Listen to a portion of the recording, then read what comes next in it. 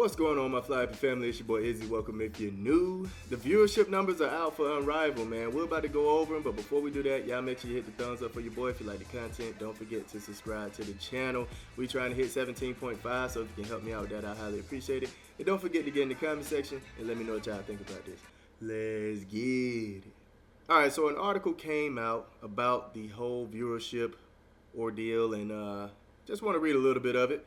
With the Unrivaled opening weekend come and gone, the new winter 3-on-3 professional league co-founded by WNBA stars Nafisa and Brianna averaged 313,000 viewers in its opening game between Stewart's Miss and Collier's Owls, right?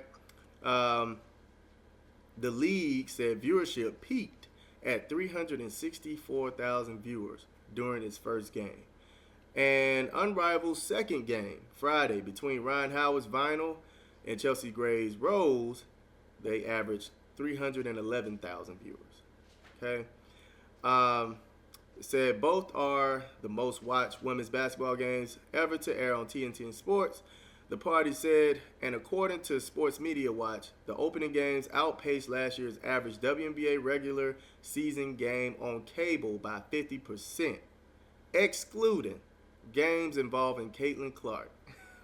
Now, if we look at the average of what was going on, right?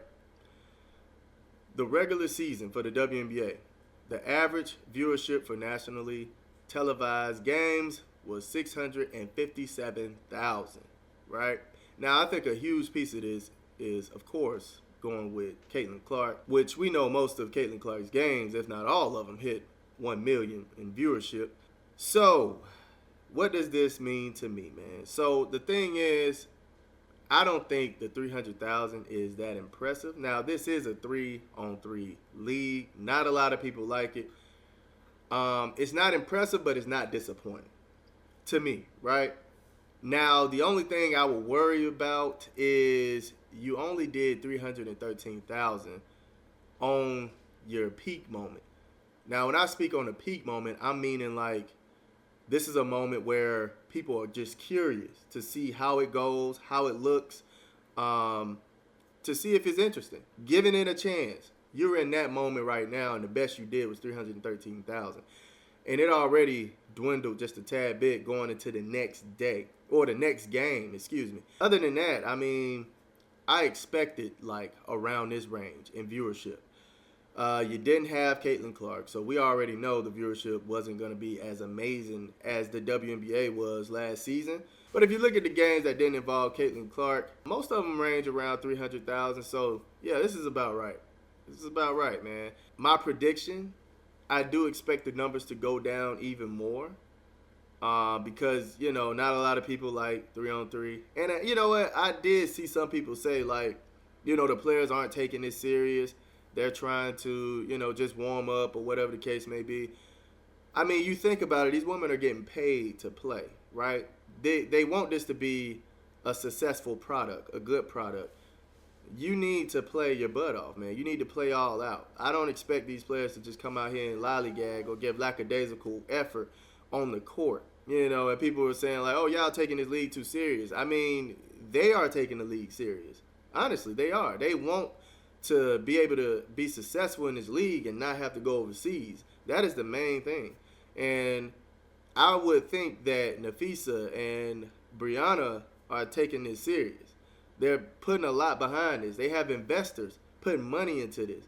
If this was just something they just put up together and was just, you know, like, hey, let's just do this, I would understand not really taking it serious. But they are taking it serious. You have to be careful, man, because this can turn into the NBA All-Star weekend. And we all know how people feel about the NBA All-Star game.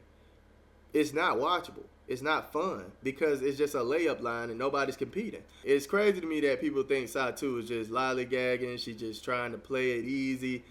Look, hey, that's not making a good product. It's not making a good product, man. So if that's the case, Nafisa and Brianna have to step up and say something, man. But yeah, I'm going to make a video about how some people are saying, you know, don't take the league that serious. It's 3-on-3, yada, yada, yada, which I get, right? I get it. It's not a 5-on-5 setting. It's not the WNBA.